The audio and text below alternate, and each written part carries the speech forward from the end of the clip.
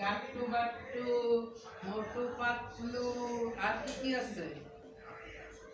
হ্যাঁ,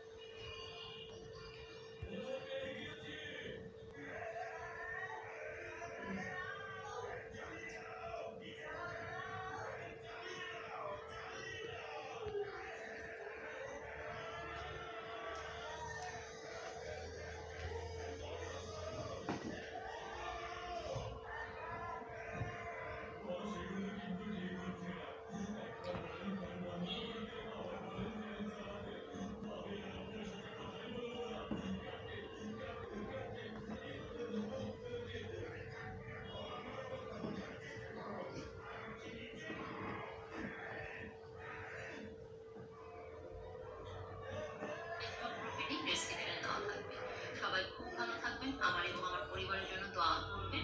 আজকে এ পর্যন্ত, আল্লাহ হাফিজ। ভিডিওটি শেষ পর্যন্ত দেখার জন্য অসংখ্য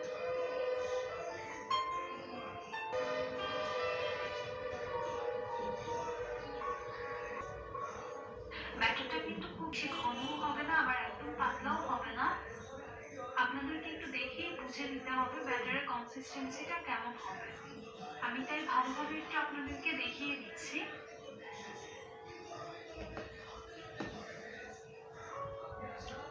এখন এই ব্যাটারটাকে আমি ঢেকে 10 মিনিটের জন্য একটু রেখে দিব।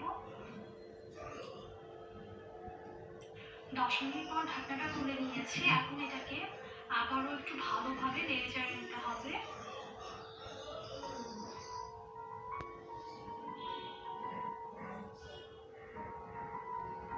পিঠা তৈরির জন্য চুলায় আমি একটি মাটির তাওয়া বসিয়ে নিয়েছি আর তাওয়াটাকে খুব ভালোভাবে গরম করে নিয়েছি। পিঠা তৈরির আগে অবশ্যই তাওয়াটাকে ভালোভাবে গরম করে নিতে হবে। আর আপনাদের কাছে যদি মাটির তাওয়া অ্যাভেলেবল না থাকে তাহলে আপনারা লোহার তাওয়াও ইউজ করতে পারবেন। এরকম একটা হাতল দিয়ে একটু ব্যাটার নিয়ে আমি তাওয়াটার মধ্যে দিয়ে দিচ্ছি। পিঠার সাইজগুলো যাতে সেম থাকে আর দেওয়ার সুবিধার্থে আমি এখানে এই হাতলটা ইউজ করছি। আপনারা যে কোনো কিছু দিয়ে দিতে পারবেন। আর পিঠাগুলো তৈরির আগে অবশ্যই আবারও ব্যাটারটাকে ভালোভাবে নেড়ে চেড়ে নেবেন। একটা ঢাকনা দিয়ে ঢেকে দিচ্ছি। এখন হাতে একটু পানি নিয়ে এই ঢাকনাটার চতুর্দিক দিয়ে একটু ঘুরিয়ে পানিটা দিয়ে দিতে হবে। চুলার আঁচটা মিডিয়াম হাইয়ে রেখে এই পিঠাটা তৈরি করে নিতে হবে। পিঠাটা হতে 2 থেকে 3 মিনিটের মতো সময় লাগতে পারে। আমার পিঠাটা হয়ে গিয়েছে। পিঠাটা হতে আমার 2 মিনিটের মতো সময় লেগেছে। এখন আমি পিঠাটা কার জল পিঠাটা একটু আস্তে খোঁচা দিয়ে তুলে নিতে হবে। বেশি প্রেসার দেওয়া যাবে না, তাহলে কিন্তু পিঠাটাও ওদিক থেকে ভেঙে যাবে। আমি এভাবে করে বাকি সবগুলো পিঠা তৈরি করে নিব।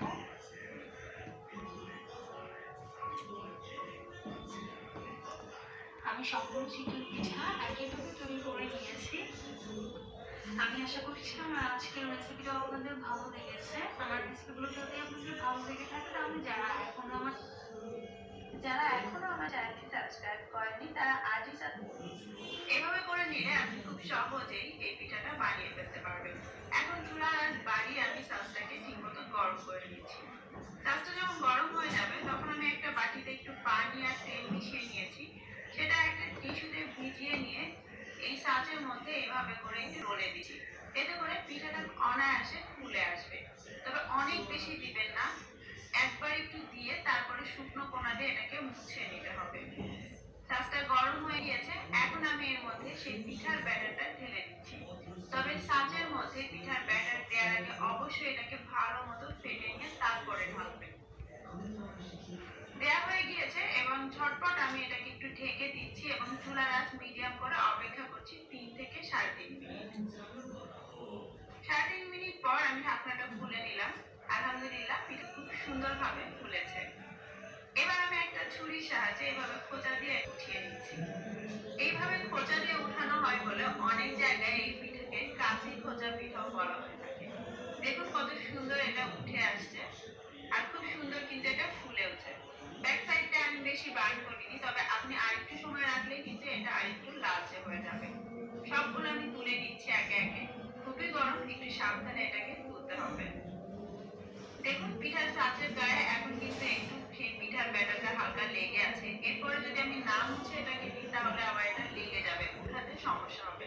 আমি আরো একটু সেই তেল পানির মিশ্রণের গায়ে এভাবে ডলে নিচ্ছি, তবে অনেক বেশি তাহলে পেছনটা দেখতে সুন্দর হয় না। তারপর আবারও সেই ব্যাটারটা দিয়ে দিচ্ছি এবং আরো কিন্তু ব্যাটারটাকে ভালো মতো ফেটে নিয়েছি। একটুখানি জায়গা খালি রেখে দিতে হবে। তারপর ঝটপট এটাকে আবারও ঢেকে দিতে হবে 3 থেকে 3.5 মিনিটের জন্য। ব্যাস, পিঠাগুলো দেখুন কত সুন্দর তৈরি হয়ে গিয়েছে। যখন আপনি ছাঁচটাকে গরম করতে দিবেন তখন এটা হাই হিটে থাকবে, কিন্তু যখন আপনি পিঠার ব্যাটার দিয়ে এটাকে ঢেকে দিবেন তখন এটা মিডিয়াম টু মিডিয়াম হাই হিটে রাখবেন। তাহলে পিঠাগুলো খুব সুন্দরভাবে ফুলবে। দেখুন সবগুলো পিঠাই কিন্তু খুব সুন্দরভাবে ফুলছে। বলে গেলাম না কেন পাইয়া দেখুন এবার ছাঁচটা দিয়ে দিচ্ছি। তাই এবারে আর তেল পানিকে মিক্স না করে সরাসরি এই ব্যাটারটা আবার এতে ঢেলে দিচ্ছি। তার আমার ছাদে একটু নেই, কিচ্ছু করে না, কে কি করে বলা বাচ্চারা খাবে যাইতে পারলো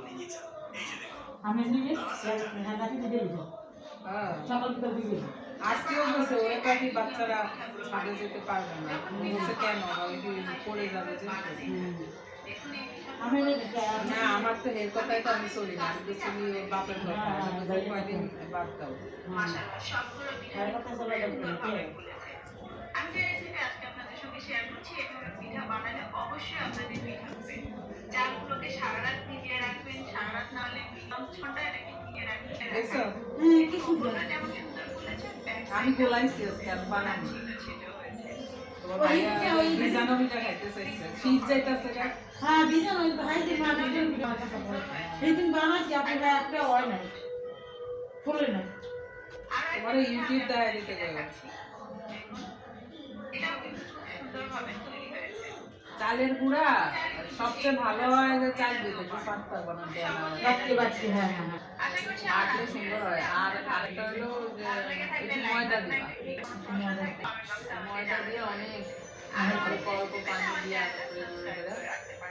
আজকের মতো বিদায় নিচ্ছি। আর চুলা দিকটা ও চুলা কেমন, আমার চুলা যেমন হয় না, আমার মাঝখানে আগুন লাগে না তো। হ্যাঁ হইবে তাইলে হইব না। হ্যাঁ হইবে মাঝখানে আমি কত হইতেছি ইয়ে করো ওই যে চুলাটা এই মাটির চুলা কিনে লোকে পাগল হয়ে গেছে তো হইব সিটি ভিডিও করে মাটির চুলা কিনে বারান্দা আমি আজকে দেরি হয়নি আমার। বারান্দা একদিন বানাবো। আমার বাবা পিঠা তো সুন্দর, হ্যাঁ ওই যে ইয়েতে করে দিলেই কোনো আটা টাটা গুলো লাগে না, কোনো বানাই যাবো ওই কিন্তু ফুলে না কি পিঠা এই পিঠা সিটি পিঠা। হ্যাঁ না না আমার এই যে এটা কি সুন্দর পিঠা এটা হ্যালো ফ্রেন্ডস, আসসালামু আলাইকুম, welcome back to my channel. আশা করি তারা পারে তারা কত রকমের আমি বানাইলাম। ওই গোমালাপুর মধ্যে অনেক ভালো আছি। দেখে আর আপনাকে একটা ব্যাটার বানিয়ে নিতে হবে। তো আমি এইভাবে তুমি যত ময়া দিবা করে করে মাখিয়ে নেব। খুব ভালোভাবে মাখিয়ে নিতে হবে। আপনার সবচেয়ে বেশি ভালো হয় এইভাবে হাত দিয়ে মাখিয়ে নেবেন। হ্যান্ড উইক্স ছাড়াই হাত দিয়ে করবেন, তাহলে সুন্দর পারফেক্ট এটা হবে। যারা এখনো আমার চ্যানেলটি সাবস্ক্রাইব করেনি অবশ্যই আমার চ্যানেলটি সাবস্ক্রাইব করে পাশে থাকবেন। পাশে থাকা বেল আইকনটি ক্লিক করে নেবেন, তাহলে যখনই আমি নতুন কোনো রেসিপি এই যে পানি একবারে মিলাইবা না, এই যে গলা ইয়ে করে এই যে বারে বারে একটু একটু করতেছে এই দেখছো। আস্তে আস্তে একটা ব্যাটার তৈরি করে আর ওই চালের গুঁড়া 1 কাপ গুঁড়ার লগে 1 টেবিল চামচ ময়দা দিবা। গরম, তাই আস্তে আস্তে আপনাকে সাবধানে করে নিতে হবে, না হলে হাত এটা গরম পানি দিচ্ছি, আর নরমাল পানি কুসুম কুসুম গরম পানি দিতে হয়। না না দিলেও দেখতেই হয়। পাচ্ছেন ভালো। এভাবে আমি আস্তে আমি আস্তে আজকে করে সকালে দুধ চিনি ব্যাটারটা তৈরি করে নিচ্ছি। আন্ডা চিতই বানাইছি। করে হাতের আন্ডা চিতই সাহায্যে হয়েছে? হয়েছে। আন্ডা চিতই আমার ওই একটা তাওয়া আছে দেখবে আমার হ্যান্ডেল ধরা। এটা তোমার এরকম হয় আজকে তো এই নামাইছে কত বছর আগে কিনেছি। পোকায় থাকতে কিনছে। আপনার এটার মধ্যে তোমার এই তেলও মিক্স করালাম না, কিচ্ছু করা লাগবে কিচ্ছু না। করা লাগবে না। পাটি সাপটা অনেক সুন্দর হয়। ব্যাটার তৈরি করে নেব। এভাবে হাতে কিন্তু 2-3 এই যে মিনিট হবে। দেখছো? দেখতেই পাচ্ছেন আমি কিভাবে ফেটিয়ে নিচ্ছি। এইভাবে যদি হাত দিয়ে আপনি টেনেন তাহলে কিন্তু পিঠাটা আরো পারফেক্ট হবে। আমি তুমি এখানে এটা দেখলেই সামান্য বুঝবা আর ফুলবে নাকি। পানি দিয়ে দেবো। এই যে আবার পানি দেবো। আর এরকম করা লাগে এই যে। দেখে ফুলে। আমার এই রেসিপিটি যদি আপনাদের ভালো লেগে থাকে অবশ্যই বক্সে কমেন্ট করে জানিয়ে দেবেন। আচ্ছা। আমি সবসময় এই চেয়েছি তো আমাদের সহজ এবং ভাই যে রেসিপি নিজে আপনাদের নিজে সাথে বানাই শেয়ার খাওয়ার করতে আর দামটা বাইরে এসে গেছে নিজে খাওয়ার জন্য। দেখতেই পাচ্ছেন রাজশাহীর মাইয়া তো গুড়ের ব্যাটারটা দেশে কিন্তু মাইয়া। ঠিক এরকম থাকবে। ওদের দেশে তো অনেক সুন্দর সুন্দর ফুল পাওয়া যায় না? হ্যাঁ। এই হ্যাঁ, মাছ রেসিপি দিয়ে যায় এই যদি ফলো 4 করেন কেজি 5 কেজি পরের ওষুধ করে মাসে আপনাদের পিঠাটা একদম পারফেক্ট হবে। যারা পিঠা বানাতে পারেন না তারাও পিঠা বানাতে পারবেন খুব সহজেই। এইভাবে আমি 5 মিনিট রেখে দেব। আসলে না আমি তো আগে অনেক আগে গোলায় রেখে সন্ধ্যার সময় বানাবো। আর ব্যাটারের ঘনত্বটা কিন্তু ঠিক না হবে। বেশি ঘন হলে হ্যাঁ এখন আমি চলে যাব চুলার পরে। 10 মিনিট রাখলেও হয়। ভিজা গুঁড়া হইলে যদি বাটা হয় আর ভিজাটা একটু শুকনা যেটা ওইটা একটু বেশি তুলে রাখবে। এখানে আমি সামান্য হালকা তেল ব্রাশ করে নিয়েছিলাম। এখন পিঠার ব্যাটারটা দিয়ে দিলাম। এখন ঢাকনা দিয়ে আমি ঢেকে রেখে দেব 2 থেকে 3 মিনিটের জন্য মিডিয়াম আছে।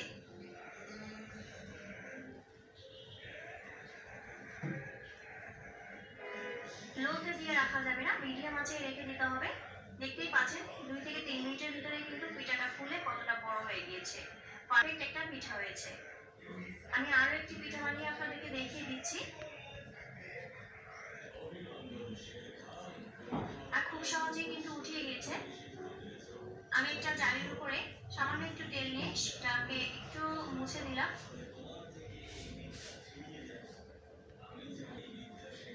এখন আবার একটি পিঠার ব্যাটার দিয়ে দেবো আমি। দিয়ে আবারও ঢেকে দেবো 2 থেকে 3 মিনিটের জন্য। এই 2 থেকে 3 মিনিটের জন্য ঢাকনাটা ঢেকে দেবেন, কিন্তু এরপরে আর ঢাকনাটা খোলা যাবে না। আবারও পিঠাটা আমার হয়ে গিয়েছে, আমি উঠিয়ে নিচ্ছি। আমি এইভাবে সব পিঠাগুলো বানিয়ে নেব।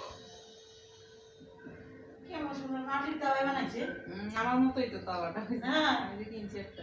ওই যে ভাই যে না ওই রেঞ্জটা কিনছে। দেখতেই পাচ্ছেন আমি আজকে দিছি বুঝছো, মাটিরটাও দিছি ওইটা তো ওইটাও দিছে।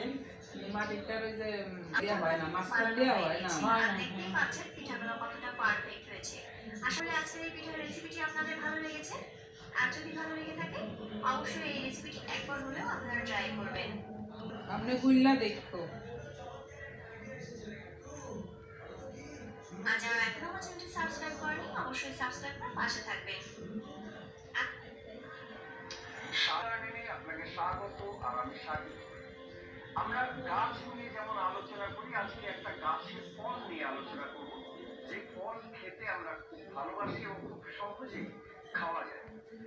আমরা আলোচনা করব কলা, এবং কলা ঠিকই ধরেছেন, বানানা। তো এই কলা খেতে আমরা অনেকেই খুব ভালোবাসি, আবার অনেকে প্রয়োজনের তাগিদেও কলা খেয়ে থাকে।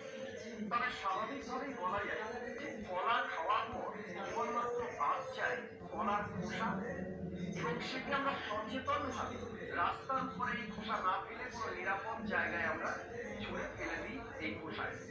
কিন্তু বাগানিরা বা গার্ডেনাররা যদি জানেন এই কলার খোসা থেকে আমরা কি ধরনের ফার্টিলাইজার তৈরি করতে পারি, বা গাছের কি কি উপকারে আসে, বা কিভাবে প্রয়োগ করা যায় এই কলা খোসা,